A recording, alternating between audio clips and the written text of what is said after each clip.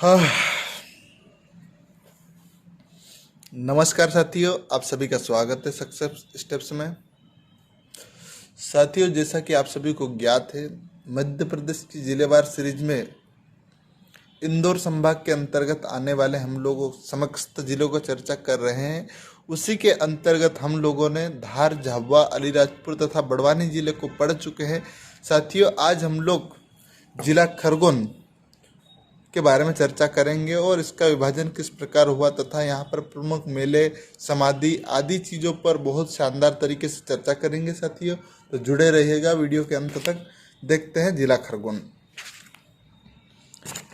इस जिले के उत्तर में क्या है? धार जिला। आप मानचित्र में भी देख सकते हैं। पहले ये हमारा मध्य प्रदेश और यहीं पर स्थित है खरगोन जिला।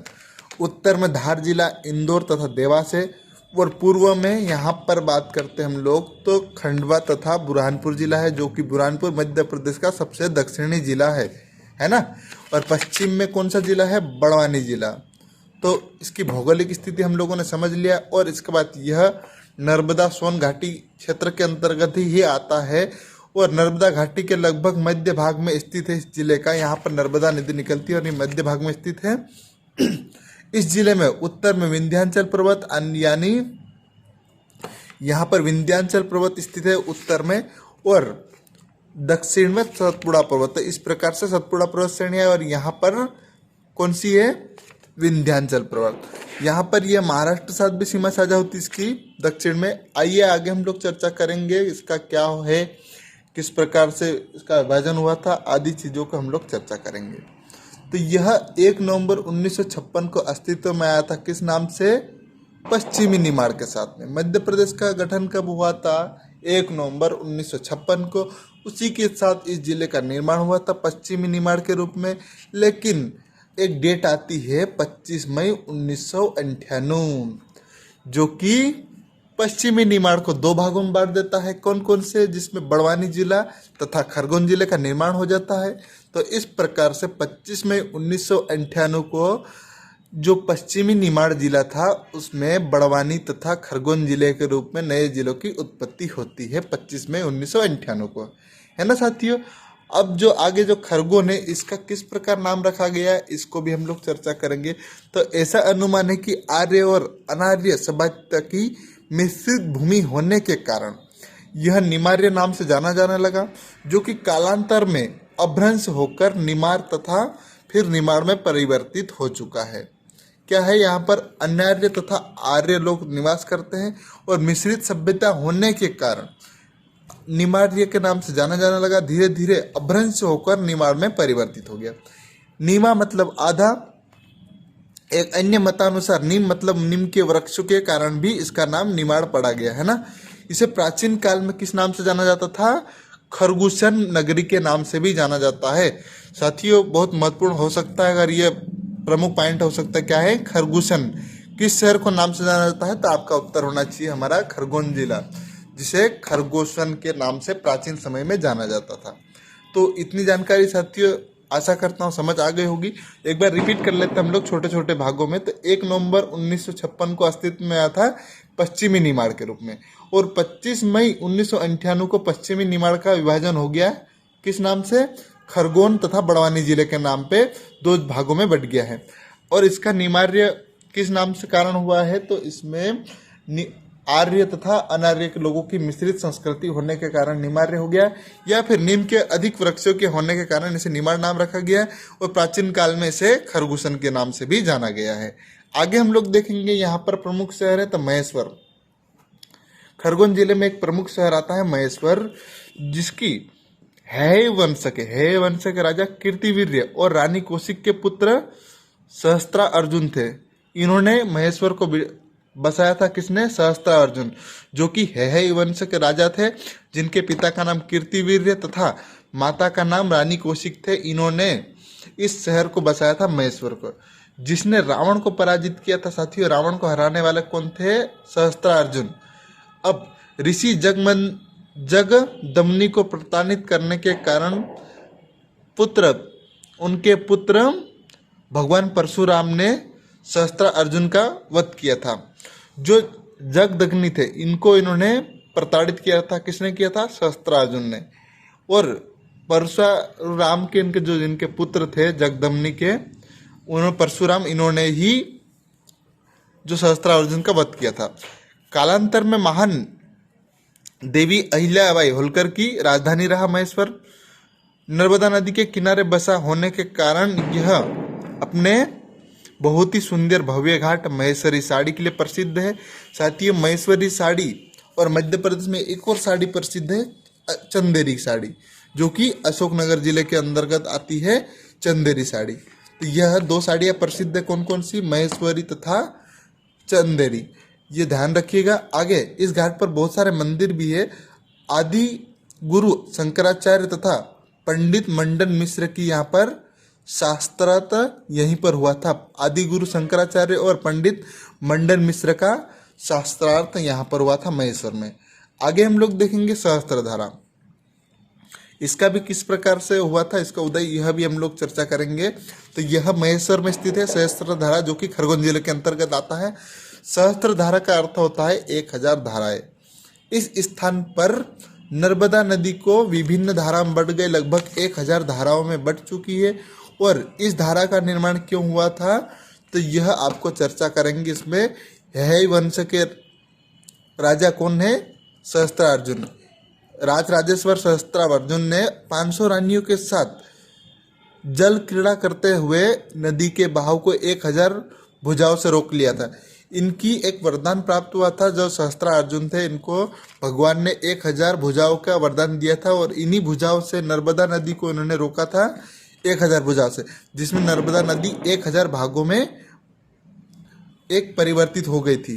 इसी के बाद इन्होंने ये जल क्रीड़ा कर रहे थे, जिनकी पत्नियों को ये स्नान कर रहे थे, और उसी समय रावण वहाँ पर गुजर रहे थे। तो रावण ने पूजा करने का सोचा, और उसी समय क्या हुआ कि पूजा कर रहे थे। लेकिन इसी बीच जो राजा सहस्त्रार्जुन थे, इन्होंने अपनी भुजाओं को छोड़ते हुए नर्मदा नदी का छोड़ दिया। तो उसके कारण यहाँ पर रावण पूजा नहीं कर पाए थे, और इसी से क्रोधित होकर रावण और इनके बीच युद्ध हुआ था, जिसमें रावण हार गए थे और रावण को इन्होंने बंदी बना लिया था।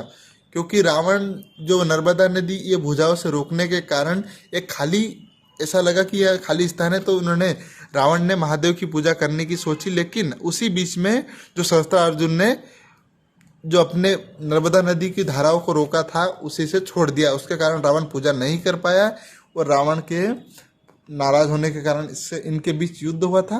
तो इसी प्रकार से यह सहस्त्रार्जुन की गाथा भी हो गई। आगे हम लोग देखेंगे तो नर्मदा नदी के उत्तरी भाग में स्थित है यह महेश्वर का किला, आप देख सकते हैं, सुंदर दृश्य।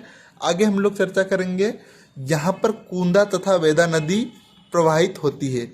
अब आपको यहाँ पर मानचित्र के माध्यम से समझने का प्रयास करेंगे तो ये कुंदा और वेदा नदी जो दो प्रवाहित होती है, और इस प्रकार से नर्मदा नदी में समाहित होती है। यह आप मानचित्र में भी देख सकते हैं। मैं आपको समझाने का प्रयास कर रहा हूँ। खरगोन से कुंदा और वेदा नदी निकलती, जो एक ही भाग में इस प्रकार से प्रवाहित होती है। कौन कौन सी? कुंदा और वेदा नदी। यहाँ पर आगे हम लोग चर्चा करेंगे। आप देख सकते हैं, ये हल्का सा आप नदी के माध्यम से समझ सकते हैं। यह इस प्रकार से नदी नर्मदा नदी में समाहित होती है। अब साटक नदी जो यहाँ प्रवाहित होती है, नर्मदा की सहायक नदी है। कौन?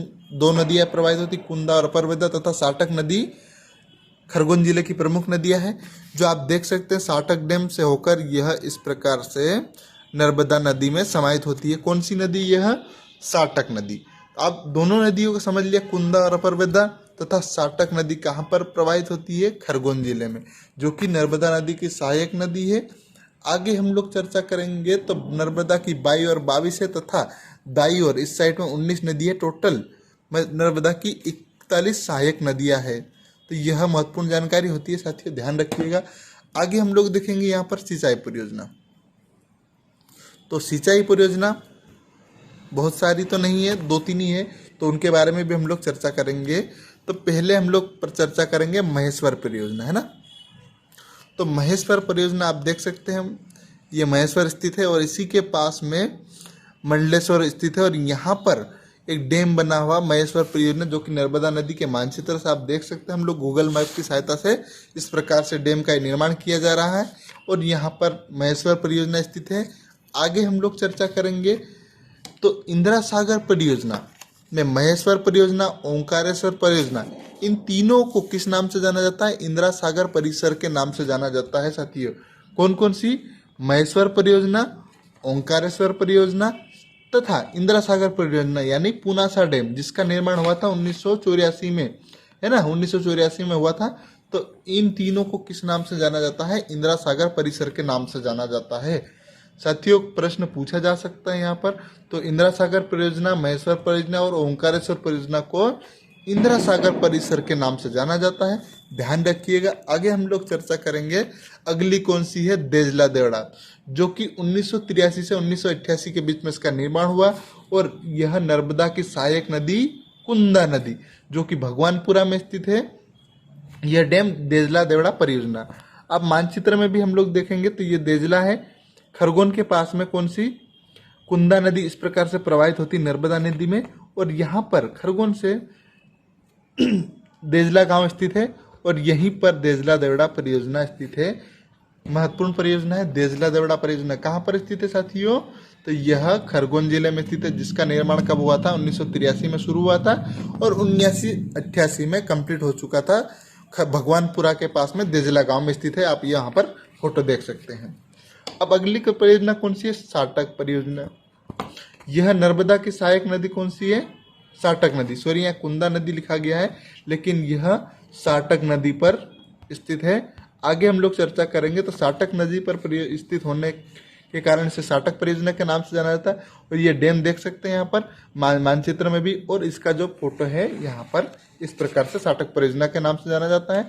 आगे हम लोग मानचित्र में भी देख सकते हैं, तो यहाँ पर यह साटक परियोजना इस प्रकार से साटक नदी बहती है और यह परियोजना साटक खरगोन जिले में स्थित है, बामड़ा गाँव में, है ना, बाबोड़ा गाँव में। तो आगे अब चर्चा करेंगे साथियों, बहुत सारी चीज़ें हैं। वीडियो को यहीं समाप्त करता हूं। आगे प्रमुख उत्सव है, समाधि है तथा अन्य सारी पर्यटन चीज़ों को भी और विस्तार से समझने का प्रयास करेंगे साथियों, क्योंकि धीरे धीरे हम लोग एक भागों में जिलों को समझेंगे ताकि समझने में भी आसानी होगी।